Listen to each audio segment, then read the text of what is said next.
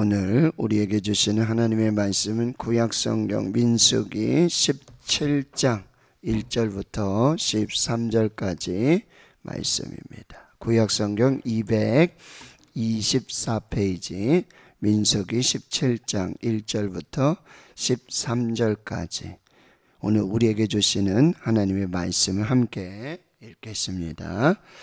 여호와께서 모세에게 말씀하여 이르시되 너는 이스라엘 자손에게 말하여 그들 중에서 각 조상의 가문을 따라 지팡이 하나씩을 취하되 곧 그들의 조상의 가문대로 그 모든 지휘관에게서 지팡이 12를 취하고 그 사람들의 이름을 각각 그 지팡이에 쓰되 레위의 지팡이에는 아론의 이름을 쓰라. 이는 그들의 조상의 가문의 각 수령이 지팡이 하나씩 있어야 할 것임이니라. 그 지팡이를 회막 안에서 내가 너희와 만나는 곳인 증거궤 앞에 두라. 내가 택한 자의 지팡이에는 싹이 나리니 이것으로 이스라엘 자손이 너희에게 대하여 원망하는 말을 내 앞에서 그치게 하리라.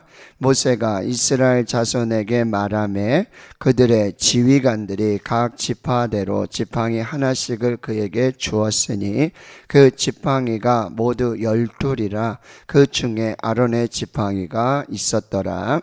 모세가 그 지팡이들을 증거의 장막 안 여호와 앞에 두었더라. 이튿날 모세가 증거의 장막에 들어가 본즉 레위 집을 위하여 낸 아론의 지팡이에 움이 돋고 순이 나고 꽃이 피어서 살구 열매가 맺렸더라. 모세가 그 지팡이 전부를 여호와 앞에서 이스라엘 모든 자손에게로 가져오매 그들이 보고 각각 자기 지팡이를 집어 들었더라.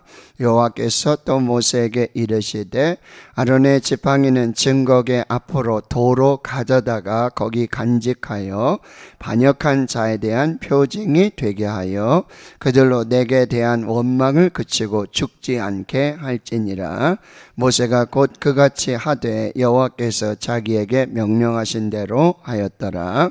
이스라엘 자손이 모세에게 말하여 이르되 보소서 우리는 죽게 되었나이다. 망하게 되었나이다. 다 망하게 되었나이다. 가까이 나아가는 자 곧 여호와의 성막에 가까이 나아가는 자마다 다 죽사오니 우리가 다 망하여야 하리이까. 아멘. 민수기 16장에서는 이 고라 자손 그리고 또 엘리 자손들 또 250명들 그들이 당을 지어서 이 모세와 아론의 이 권위와 질서에 불만을 품고 그렇게 하나님을 대적하는 일들이 벌어지게 되어집니다. 여러분, 하나님께서는 모두에게 다 은혜를 주십니다. 그러나 부르심이 다릅니다. 그리고 하나님은 또 지금은 만인 제사장이라 그래요. 누구든지 하나님 앞에 나아갈 수 있어요. 예수 그리스도로 말미암아 그 피로 말미암아 하나님의 보좌 앞에 나아갈 수 있어요. 모두가 하나님의 백성이에요. 그러나 모두가 다 그런 여기에서 말하는 것처럼 모세와 아론의 역할을 하는 것은 아니에요. 은혜는 모두에게 임하지만 그 부르심, 그 선택은 각각 다르다는 사실입니다. 그래서 이 하나님께서 가장 싫어하시는 것 중에 하나가 이 무질서예요. 하나님께서는 질서의 하나님. 천지를 창조하실 때도요, 말씀으로 질서 있게, 조화롭게, 그 땅이 공허하고 혼돈하고 흑암이 깊음 위에 있는 그 무질서, 완전한 그 무질서 속에 하나님의 말씀이 임합니다. 그 말씀이 여러분 질서이고 그 말씀이 생명이 되는 거예요. 말씀이 빛이 되는 거예요. 근데 하나님께서는 이렇게 질서의 하나님이시고 고린도 전서 14장에도 하나님을 분명히 말씀하신다라고 하는 거죠. 하나님은 무질서의 하나님이 아니시오 오직 화평의 하나님이시니라. 그리고 모든 것을 품위 있게 하고 질서 있게 하고. 고린도 교회 물론 상황이 여러분 이 은사 이야기들이 많이 나와요. 그리고 교회는 공동체는 여러분 그리스도의 몸이라고 그랬어요. 그리고 그 몸에는 각기 다른 지체들이 있어요. 근데 누구든지 그 지체를 가지고 자기를 이름 내고 자기를 뽐내고 자기가 우선이라고 한다면은 이거는 도대체 또 누구든지 너는 하등하고 너는 약하고 너는 끝이고 또 이렇게 따지다 보면 아무런 그 몸이 세워지지 않는다라고 하는 거예요. 교회는 질서, 조화, 하나님의 세우신 질서, 이런 것을 하나님께서 너무나 귀하게 여기신다라고 하는 것입니다. 그런데도 여러분 그런 심판 중에서도 여러분 하나님께 여러분 기도하는 모세의 모습을 우리가 볼 수 있다라고 하는 거죠. 그 질서를 파괴하고 하나님이 세우신 권위를 무시한다, 하나님이 세우신 지도자를 무시한다, 원망한다. 그러면 뭐죠? 그 진노의 불을 타오르게 하는, 완전히 기름을 붓는 거예요. 그런데 또 그 진노의 불을 끄는 것은 뭐냐? 하나님 앞에서의 겸손한 기도로 그 공동체를 살리게 된다라고 하는 거예요. 하나님의 일꾼은, 하나님이 세우신 사람은, 하나님이 부르신 종은 하나님이 지키신다라고 하는 거죠. 그리고 반역자들은, 원망했던 사람, 질서를 무시했던 사람들은 하나님께서 심판하신다는 거예요. 어떻게 해요? 땅이 그들을 삼키고 불이 그들을 삼키는 그런 표적을 통해서 하나님께서 하나님의 권위와 하나님의 질서와 하나님이 세우신 종의 역할들을 분명하게 구별하고 계신다라고 하는 것입니다. 그래서 뭐예요? 그 심판할 때도 죄인의 무리에서 떠나라고 하는 거예요. 그 당을 짓고 함께 모여있는 그들에게서 떠나라고 하는 거고, 그리고 여러분 모세도 그들을 징계하지 않습니다. 징계는 하나님의 몫이에요. 하나님이 심판자이시고 하나님이 구원자이시고 하나님이 재판관이신다라고 하는 거죠. 리더에 대한, 지도자에 대한, 특별히 하나님의 세우신 리더에 대한 반역은 하나님에 대한 불신앙입니다. 하나님도 믿지 못하겠다라고 말하고 있는 것입니다. 그러나 그 심판 중에서도 하나님은 자비를 베풀어 주시고 은혜를 베풀어 주시고, 그러니 여러분 우리가 이 죄 반복을 경계해야 하는 것입니다. 그리고 심판을 막아서는 중보자로 하나님 앞에 서 있어야 한다라고 하는 거죠. 자, 17장에는 하나님께서 이 질서를, 하나님이 세우신 권위, 이것을 다시 세우시기 위해서 1절에 보면 모세에게 이렇게 말합니다. 이스라엘 자손에게 말하고 각기 조상의 가문을 따라 지팡이 하나씩을 다, 지팡이는 지금 이렇게 막대 지팡이에요. 죽은 거죠. 잘려나갔어요. 죽었어요. 살아있지 않은 그런 지팡이, 아무 쓸데가 없는 거죠. 그런데 그 지팡이 각 가문에 따라서 그 지파대로 지팡이 12개, 그리고 레위 지파에는 아론의 이름을 쓰도록 하십니다.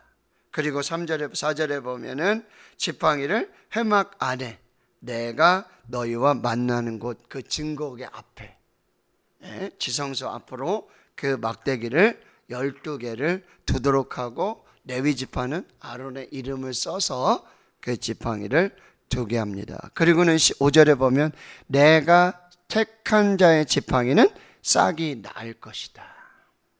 죽은 나무에서 싹이 난다라고 하는 거죠.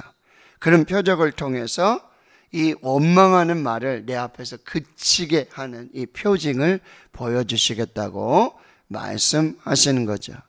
6절에 모세는 이스라엘 자손에게 각 지파의 지휘관들에게 지팡이 하나씩 가져오게 하고 10줄 가져오게 하고요. 레위 지파에는 아론의 지팡이, 아론의 이름을 써서 7절에 그 지팡이들을 증거궤 장막 안에 여호와 앞에 두었어요. 하루가 지났어요. 9일. 8절에 보면 이튿날 모세가 증거의 장막 안에 들어가 본즉 레위 집을 위하여 낸 아론의 지팡이, 자, 죽은 나무인데요. 죽은 지팡이인데 거기 음이 돋고 순이 나고 꽃이 피어서 살구 열매가 맺렸어. 이게 가능합니까? 하나님만이 하실 수 있는 것입니다. 이유가 뭐라 그랬죠? 질서, 그리고 조화, 그리고 뭐죠? 원망을 하나님께서 그렇게 싫어하신다라고 하는 거죠. 여러분, 하나님의 역사에는 반드시 뭐죠? 생명의 역사입니다. 하나님이 일하시는 역사의 그런 표징 중에 가장 중요한 것은 뭐죠? 생명입니다. 생명, 열매로 나타나게 된다라고 하는 거죠. 자, 그러니까 9절에서 모세가 어떻게 하냐면 그 진박이 12개 이 전부를 여호와 앞에서 가지고 나와서 이스라엘 자손 앞에 다 보여줘요. 그리고 각 지파의 지휘관들이 자기 그 지팡이들을 다 집어들게 되어집니다. 10절입니다. 여호와께서 또 모세에게 이르시되 아론의 지팡이는 증거궤 앞으로 도로 가져가라. 그리고 거기 간직하여 반역한 자에 대한 표징이 되게 하여 그들로 내게 대한 원망을 그치고 죽지 않게 할지니라. 그래서 여러분, 증거궤 앞에는 이 증거궤 안에는 이제 만나를 담은 항아리와 그리고 아란의 쌍난 지팡이와 그리고 십계명의 두 돌판이 그 증거궤 안에 이제 들어가게 되어지는 것입니다. 11절 모세는 그같이 순종하여 여호와께서 자기의 명령하신 대로 다 행하게 되어지는 것입니다. 여기 살구나무는 우리나라 살구나무라는 의미보다도 아몬드 그 나무를 말하고 있는 것입니다. 그러면서 이제 12절 13절에 이스라엘 자손은 모세에게 우리가 정말 하나님 앞에서 다 죽게 되고 다 망하게 되었다. 이 하나님께 가까이 나가고 여호와의 성막에 나가는 자마다 지금 이 레위 지파, 즉 하나님 앞에서 성막 앞에서 회막의 앞에서 봉사하고 일하는 이 레위 지파가 다 죽었잖아요. 그러니까 이제 하나님을 두려워하게 되는데 성경은 뭐라 그러죠? 이렇게 죄를 지은 사람들, 반역한 사람들, 원망한 사람들은 여러분 하나님께 나아가는 것이 두렵습니다. 어둠이 빛으로 나가면은 그 어둠은 순식간에 사라지듯이 이런 죄를 가지고 그 원망을 가지고 불평을 가지고 하나님께 나아가는 건 이거는 죽음을 각오한 그런 행동이어야 해요. 하나님은 그 원망과 불평을 싫어하세요. 하나님은 죄악을 싫어하세요. 빛이신 하나님, 생명이신 하나님은 그것을 너무나 싫어한다는 거예요. 근데 성경 여러분 시편 73편에 뭐라 그래요? 하나님을 가까이 함이 내게 복이라. 하나님과의 거리가 여러분 어떠십니까? 여러분 하나님과의 거리를 멀게 하는 우리의 죄악이 있습니까? 원망이나 불평이 있나요? 이것들을 잘 분별하시고, 그리고 여러분 우리는 이제 하나님께 나아가는 그 길은 뭐죠? 십자가, 예수님의 보혈로 이제 새롭게 열리는 살아있는 그 길이 열려서 하나님 보좌 앞으로 우리가 언제든지 얼마든지 나아갈 수 있는 그 길이 열리게 되었다라고 하는 거죠. 뭐요? 예수님의 십자가를 의지해서 보혈의 피를 들고 제사장들이 피를 가지고 짐승의 피를 가지고 죄를 속죄하고 하나님 보좌 앞으로 나아갔던 것처럼 우리가 예수님의 보혈을 의지해서 십자가를 의지해서 하나님 앞에 날마다 나아가는 그런 역사를 이루어야 된다. 자, 마지막 결론입니다. 여러분, 권위는 하나님께로부터 옵니다. 하나님이 세우셨다라고 해요.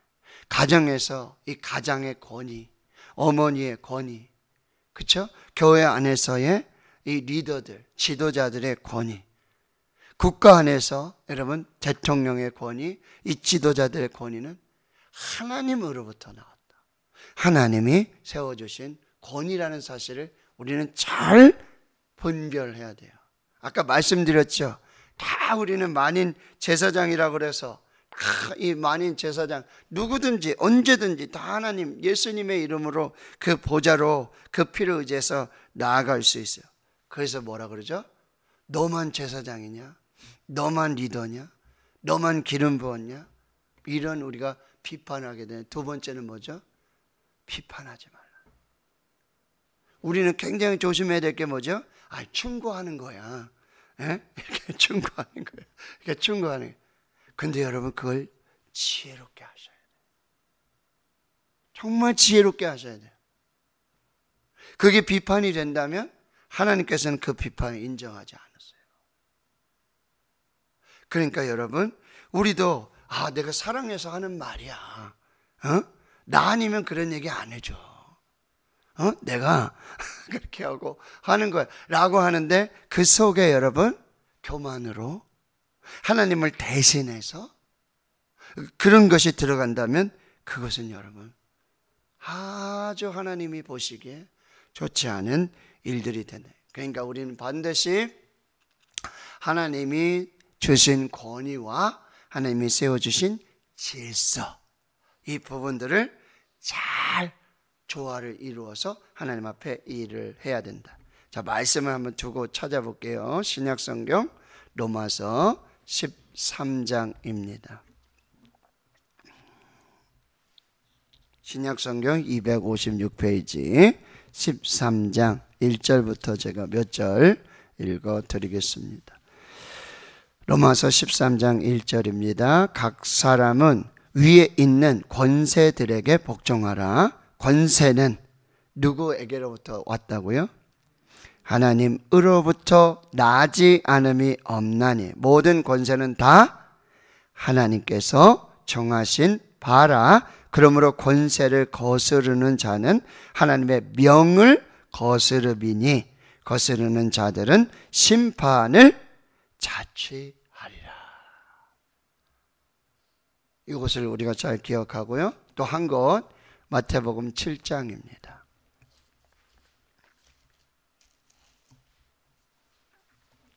마태복음 7장 1절부터 말씀입니다.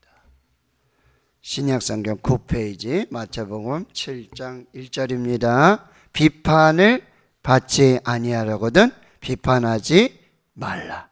너희가 비판하는 그 비판으로 너희가 비판을 받을 것이요 너희는 너희가 헤아리는 그 헤아림으로 너희가 헤아림을 받을 것이니라. 어찌하여 형제의 눈 속에 있는 티는 보고 내 눈 속에 있는 들보는 깨닫지 못하느냐. 오라 내 눈 속에 들보가 있는데 어찌하여 형제에게 말하기를 나로 내 눈 속에 있는 티를 빼게 하라 하겠느냐. 의식하는 자여 먼저 내 눈 속에서 들보를 빼어라. 그 후에야 밝히 보고 형제의 눈 속에서 티를 빼리라. 질서와 조화는 하나님을 경외함에서부터 시작이 됩니다. 하나님이 교회와 가정과 이 나라와 이 세상 속에 세우신 권위를 잘 살피시고 권위를 인정하시고 권위를 존중하십시오. 그게 하나님을 대접하는 것입니다. 그리고 권위를 세우신 하나님을 경외하는 것. 우리가 지금 죽은 나뭇가지에서 이 나뭇가지에서 우미도 없고 싹이 나고 꽃이 피고 열매를 맺는 이 하나님이 선택하셨다. 하나님이 부르셨다. 하나님이 인정하셨다라고 하는 이 표징들을 우리가 잘 살펴서 이제 그 앞에서 우리가 겸손하게 그 권위와 그 질서 속에서 하나님을 경외함으로 하나님의 일을 감당하고 교회를 세우고 가정을 세우고 나라를 세우는 이 일에 우리가 힘써서 주의 일을 하는 모두가 될 수 있기를 주님의 이름으로 축원합니다. 아멘.